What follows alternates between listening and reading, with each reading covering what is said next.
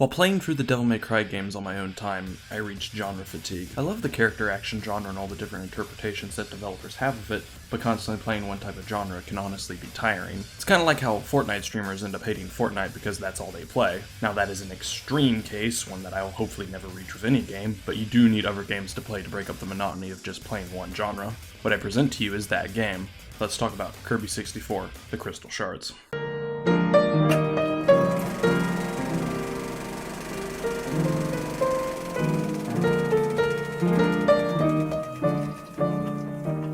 I generally don't play a lot of platformers.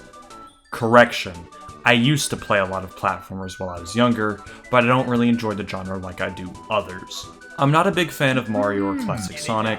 I've only played 2 of the Crash Bandicoot games that aren't weird beat-em-ups, and there are a majority of indie platformers that just pass me by. It says a lot that while I was raised within the second and third mascot platformer boom, the only platformers I really enjoyed were Spyro, only 1 through 3, and Sly Cooper.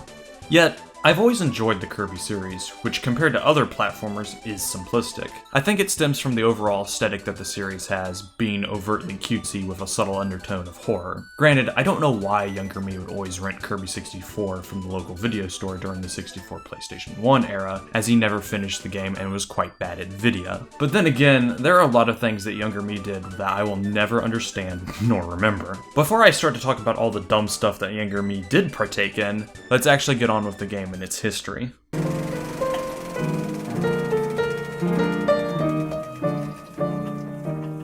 I will have to apologize in advance, as looking for the development history for older games, and even newer games, can be a wild goose chase. I either get barely, if any, information, or I get a boatload of it. Take a gander at what amount I got for Kirby 64. With that said, Kirby 64 was developed by HAL Laboratory, which should be a given, and was published by Nintendo, which should also be a given. Kirby 64 is the 4th game within the Dreamland saga, and development for the game started after the release of Kirby Dream Land 3. The director for the project was Shinichi Shimomura, who directed the previous 2 Dreamland games. Shinichi has also worked with the Kirby series previously, being a designer for some of the main installments in the series. He would also go on to direct Kirby Nightmare in Dreamland, and then disappear. I mean that literally, as his last project was Nightmare, which was in 2002. Kirby 64 was originally intended for the Nintendo 64 DD, a disc peripheral for the Nintendo 64. I have a feeling some of you don't know what the DD was, and for good reason. Not only did it take the ideas that were left over from the Sega CD and the 32X, it performed about as well as both. I mean, there's something wrong here. This whole thing is just a mountain of cockadookie. Only 10 discs were created for the DD before it was cancelled. That's why Kirby 64 was switched to the cartridge format. The development for the game only took 3 years, and there were some interesting ideas that were not used for the final build of the game. Pre-release materials for the game hinted at multiple playable characters, such as Waddle Dee and Adeline, but both of them were dropped for unknown reasons. DDD did remain playable in the final version. The control scheme was also changed between the prototype and the final release, as the prototype had Kirby move using the control stick on the Nintendo 64 controller, while the final version used the controller's D-pad. HAL changed it so that younger players would not have a hard time. Oh, I get it.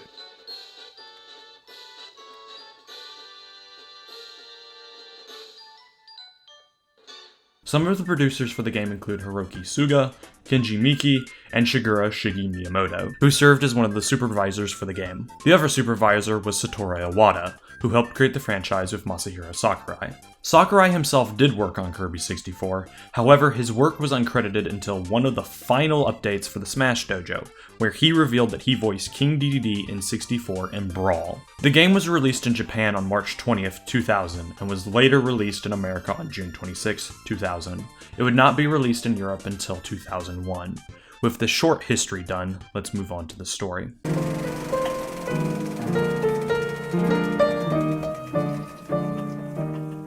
The story opens up on Ripplestar, a planet home to a multitude of fairies. Everything is right as rain on Ripplestar until a darkness starts to overtake the sky. That darkness is dark matter. an entity that has been causing trouble since Kirby Dream Land 2. As dark matter is taking over the planet, the Queen of the Fairies instructs another fairy, Ribbon, to leave the planet with the crystal shard. Ribbon manages to leave the orbit of the planet, but is soon chased by dark matter, who manages to destroy the crystal and send Ribbon plummeting to Popstar. Kirby is enjoying a night of watching the crystal shards fall all around Popstar as Ribbon collides into him. A crystal shard also falls on top of him, and when Ribbon wakes up and has her attention caught by Kirby, the crystal shards they are holding form together.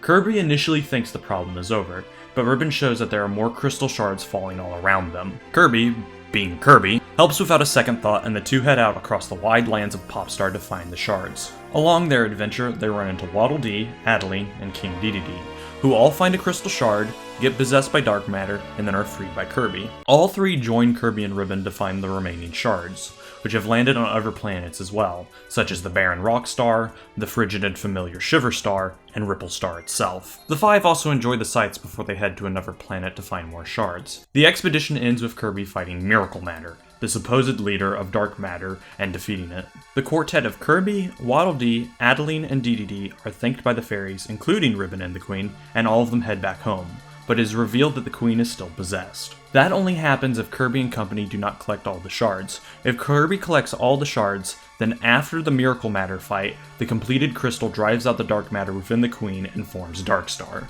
Kirby, via the power of a cell phone, calls a warp star and the five venture into Dark Star. Within the center of Dark Star is Zero 2, the real leader of dark matter and the evolved form of Zero from Kirby Dream Land 3. Kirby, being helped by Ribbon and the crystal, takes out the grotesque angel, destroying dark matter once and for all. The four heroes are given a crystal shard each by the Queen, and Ribbon gives a kiss to Kirby, thus ending Kirby 64. The stories within the Kirby series have always been relatively simple. Either a bad thing is happening and Kirby stops it, or Kirby is enjoying something, someone prevents Kirby from doing the thing he enjoys, Kirby stops them. It would be hard to imagine a Kirby story that was grand or obtuse, but I think that's one of the draws of the Kirby series. Its stories don't need to be. Kirby, story-wise, is mostly sold in his cuteness and his interactions with the cast of characters, which there are many of in this game. Whether it be the group stopping to have a picnic on Rockstar, or tossing pebbles on Aquastar, the group is downright adorable.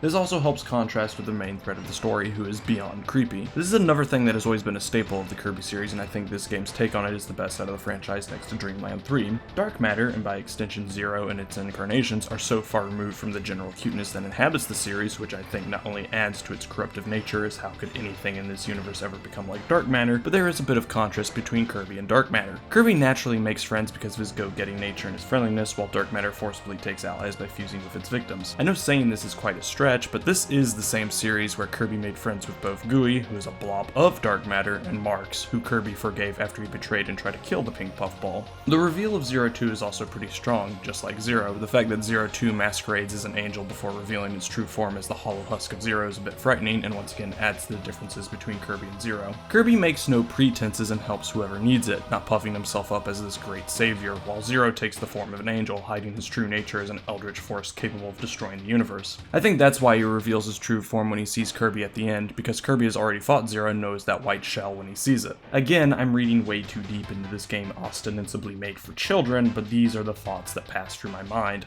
There is little characterization in 64, unlike some of the other Kirby games like Return and Epic Yarn, but I don't think that hurts the thread-thin story. 64 fits in with the other Kirby stories and serves as a nice conclusion to the Dark Matter saga.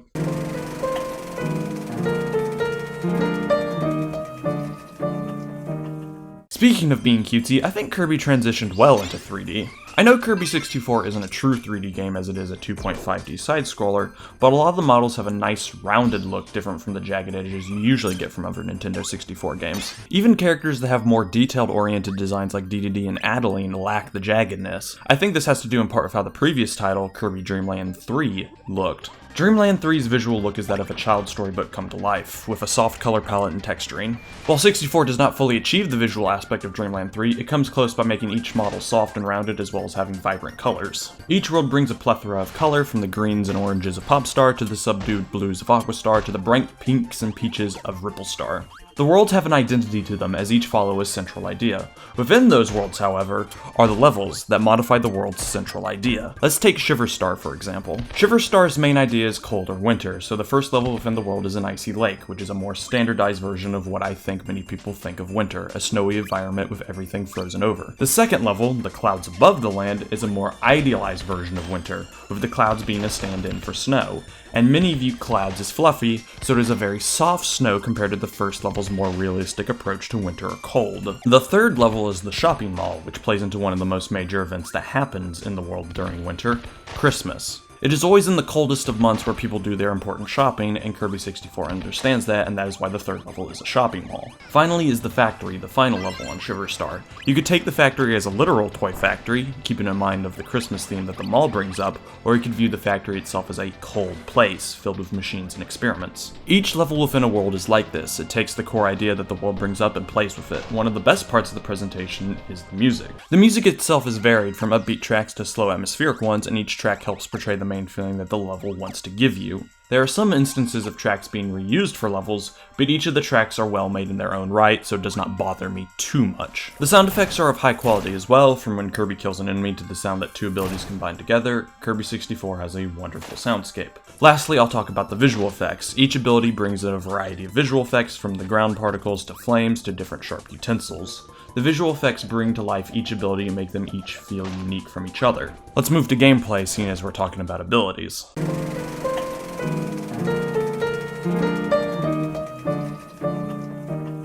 As stated earlier, Kirby 64 is a 2.5D side-scroller. Kirby traverses from left to right, reaching to the end of the level. Kirby can walk, run, jump, do his trademark hover jump, that is not unlimited unlike the rest of the games, slide kick, suck in enemies, spit them out, and of course absorb them to take their abilities. New to this series, and is the only game to do this in the series, is being able to combine abilities. In a standard Kirby game, Kirby absorbs an enemy and gets its ability, so when Kirby swallows a Waddle Doo, Kirby gets Beam. Whenever Kirby swallowed two abilities at once, Kirby would get a random ability. In 64, Kirby can hold two abilities, and those two abilities combine to make an ability. So when Kirby swallows a Poppy Bros Jr. and gets Bomb, Kirby can either hold on to Bomb, or he can throw the ability star at another enemy that has an ability to make a new one. There are 7 base abilities, and a single power can be combined with 7 other powers, leading to a total of 49 unique abilities. Some are better than others, such as almost every bomb ability being way better than a majority of both singular and combined abilities, but each ability does something different, for better or for worse.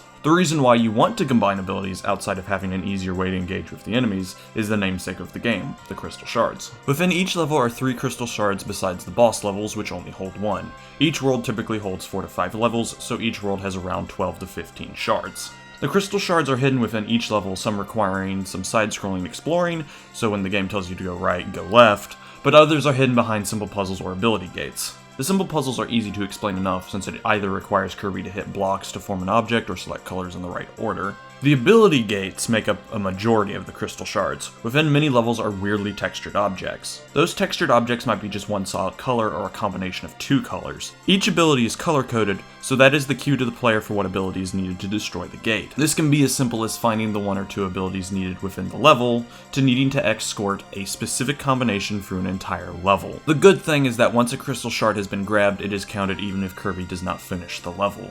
This makes backtracking for the Crystal Shards relatively easy. Each world and level has its own variety of enemies and hazards, from having a majority of fire enemies to having crushing walls or bottomless pits. The enemies, much like other Kirby games, aren't really much of a hazard. They are just as carefree as Kirby. You're more likely to die to instant death traps or bosses, which even then is not very likely at all. Some of the levels include mid-level mini-bosses, which generally guard a shard, and much like the enemies, are not threatening. Other levels have some gameplay changes, such as playing as DDD or riding in a raft or bobsled with Waddle Dee. These sections are a nice change of pace, even if they only last for a short while. Kirby also gets help from Adeline through certain stages, as she can draw healing items or 1-ups for Kirby. When Kirby beats a level, Kirby plays a minigame where he jumps at items on a picnic blanket. Kirby can only grab one item that is on the picnic blanket, and if he fails to grab any item, tough luck. The items on the blanket include healing items such as a cake or Maxim tomato, which fully heals Kirby, a 1-up, an info card, which are random and display enemy names and flavor text, and varying star pieces. Star pieces are found throughout levels as well. There are 3 different types, yellow, red, and blue. Each fill the bottom bar on Kirby's HUD to varying degrees, and once it has been filled up, Kirby gets a 1-up. Collected crystal shards are also replaced with blue star pieces. Food is also found throughout levels, so Adeline is not the only way to recover Kirby's health. Kirby can only take 6 hits before he's defeated, but as mentioned previously, Kirby is more likely to die to instant death traps. When Kirby dies, he restarts at the beginning of a level section, but if Kirby loses all his lives, the player has to restart the game from the beginning. At the end of each world is a boss, which will always drop a crystal shard. The bosses follow a specific pattern and can be beaten with relative ease, minus one exception. Miracle Matter is the only challenging part of the game due to him only being damaged by whatever ability form he is in. The final boss also has a change in gameplay styling, as Zero 2 is fought like a rail shooter. Think Microcosm, only better.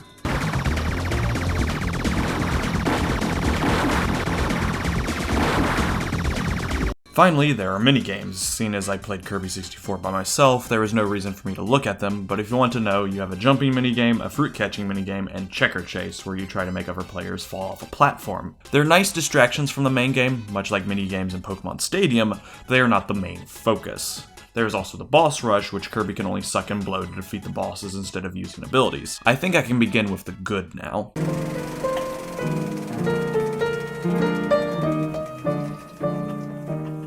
I think my favorite parts of the game are the music and the abilities. While I did talk about the music briefly, to me it is honestly one of the best soundtracks in the entire Kirby series. Each track is specifically tailored for the level it is in. Remember how I said each track helps portray the main feeling the level wants you to feel? This is what I mean. The first level track, Pop Star, is upbeat, energetic, and suitable for the beginning of the journey. This is contrasted by tracks like Quiet Forest, which are much more low-key, giving the level a more atmospheric feel.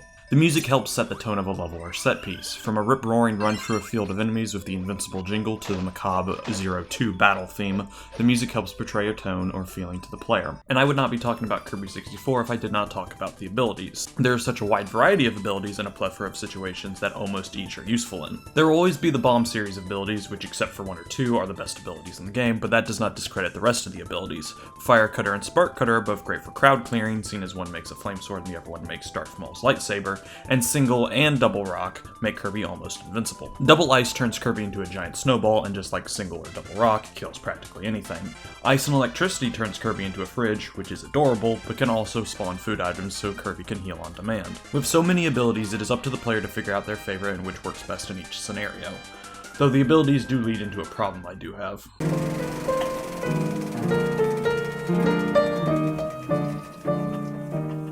If you think I'm going to talk about the difficulty, I'm not. The Kirby series does not pride itself on its difficulty, so Kirby 64 being easy is not a problem for me.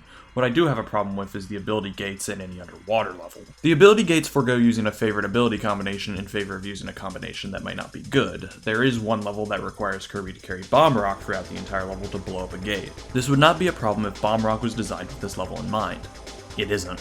Bomb Rock is the only ability capable of harming Kirby unless he ducks, which gives him a hard hat to protect himself. The level in question is filled with a lot of tight corridors that makes Bomb Rock unwieldy, but also makes dodging enemies a hassle. Bomb and Rock is also not found within the level, so a player must find and create Bomb Rock outside the level, then play the level to get the shard. There's also the threat of instant death traps, which if Kirby dies to, he loses his ability, forcing the player to remake Bomb Rock and play the level again. The swimming levels are not great either, as Kirby's movement is slowed to a crawl, and instead of being able to blow water streams like in the other games, Kirby has full access to his ability, which again leads to some abilities being unwieldy while in water.